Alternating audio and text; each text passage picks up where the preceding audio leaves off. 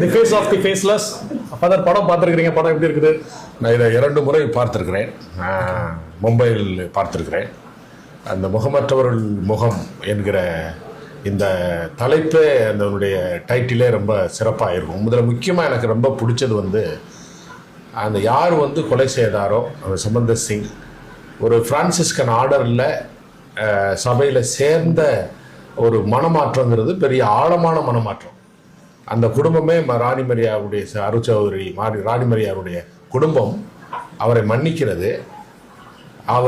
அவருக்கு சார்பாக நீதிமன்றத்திலே இப்போ வாதாடுகிறார்கள். இதை கேட்டு உணர்ந்த அவர் வந்து மனமாற்றம் பெறுகிறார்.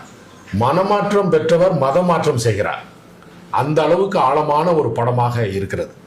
இது வந்து மன்னிப்பு அல்ல, அந்த மன்னிப்பு என்ன தாக்கத்தை ஏற்படுத்துகிறது வாழ்க்கையில் என்பதை சொல்லுகிற ஆழமான படம். இதை எல்லாரும் பார்க்கணும். கிறிஸ்தவர்கள் மட்டும் பார்க்க வேண்டிய அவசியம் இல்லை.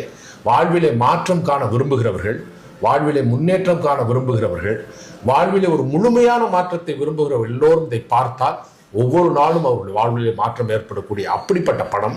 எத்தனை 1000 படங்கள் பார்த்தாலும் இந்த ஒரு படத்தை பார்த்தாலே நம்முடைய வாழ்வில் மாற்றத்தை ஏற்படுத்தக்கூடிய படமாக இருக்கிறது. நிச்சயம் ஃபாதர். அப்போ நீங்கள் சொல்றதுல இருந்து அன்பர்கள் என்னன்னா, அந்த மன்னிப்பை நேசிக்கக்கூடிய, மன்னிப்பின் மகத்துவத்தை உணர்ந்து கொள்ள கிறிஸ்தவர்கள் மட்டுமல்ல அனைத்து மக்களும் இந்த படத்தை பார்க்கலாம் அப்படின்னு சொல்லுவாங்க. ஆனால் மனிதர்கள் பலவீனமானவர்கள், இறைவன் மட்டும்தான் பலம் நிறைந்தவன்.